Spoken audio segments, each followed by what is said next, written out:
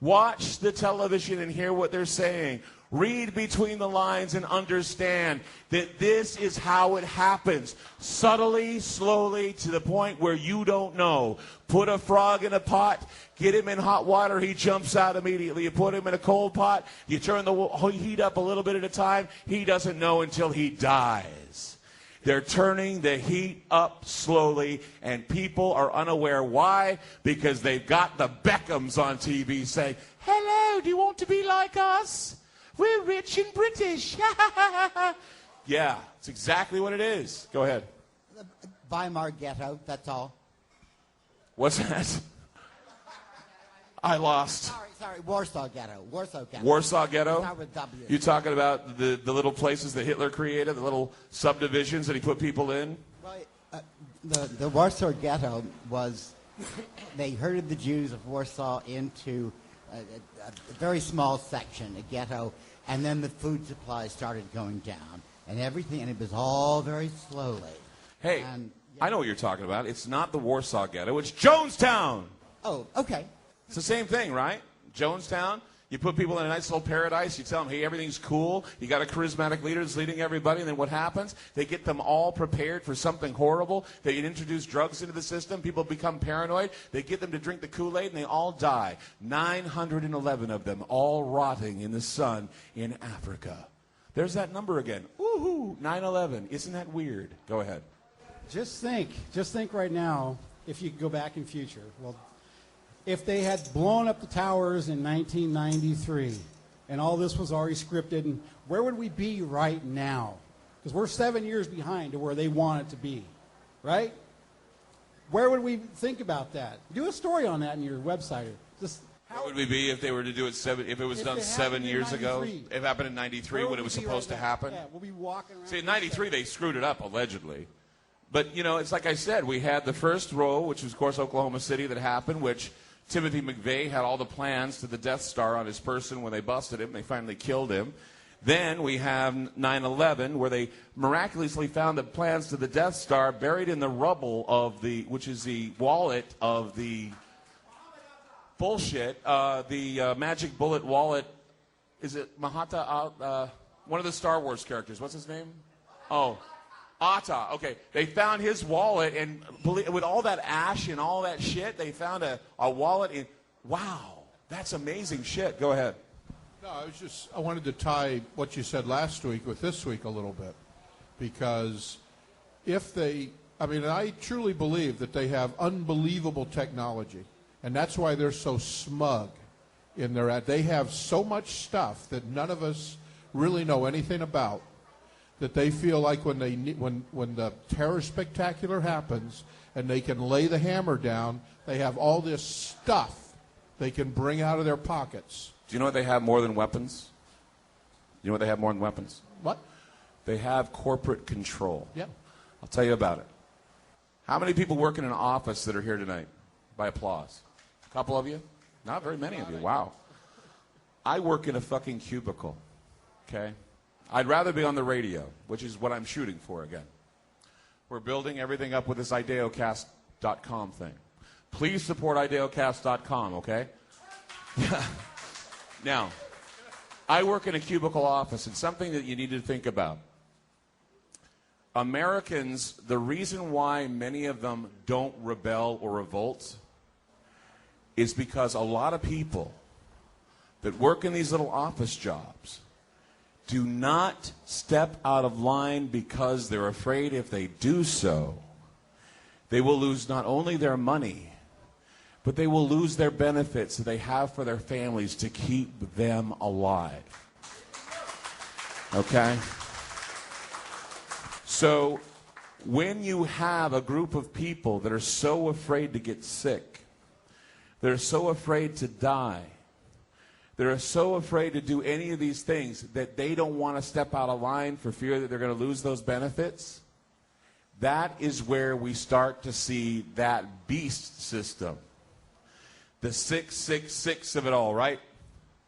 Anyone who does not do as that beast says will not get food or water or health care or any of the other shit they need to survive. This is what is happening, and it's an evil that's happening. And you know, Sicko was showed here about 2 weeks ago. That Michael Moore film, we showed it here. Few people were here to see it. It was an amazing show. Well, you know what? I missed the boat by about 2 weeks. Not talking about the healthcare problems in this country, and some of the healthcare problems that are going on deal with things a lot deeper than whether or not you can get a cut stitched or a heart worked on.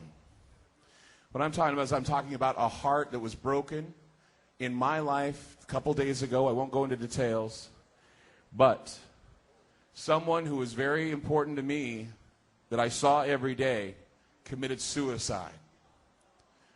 And the reason why they committed suicide was because they were basically left to the, I guess you could say, they were left to the dogs, or they were left to the wolves. They had to take antidepressants in order to keep from going sad or depressed.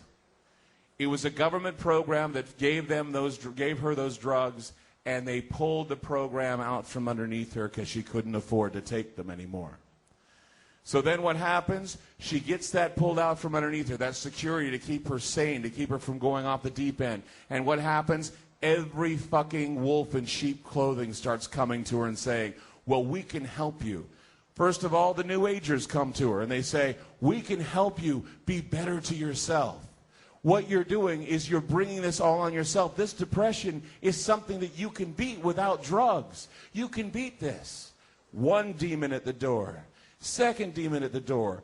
Friends and people she knows. Oh, well, here's some things to help you. Alcohol, maybe some pot, maybe something to make you feel. No, it doesn't work. It doesn't work because she's dead now. Okay?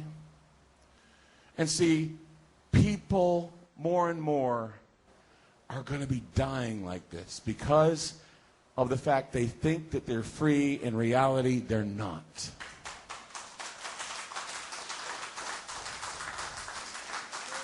You're as free as your mind thinks you are. If you feel that all you need in life is to wake up, go to work, come home, take off your clothes, and watch Jay Leno, then you're free. That's all you have to do.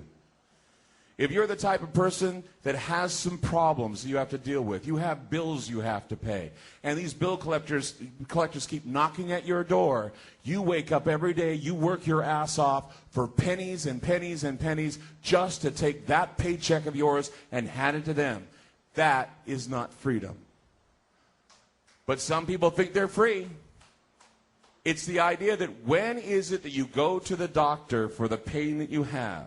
Or do you endure that pain until you die?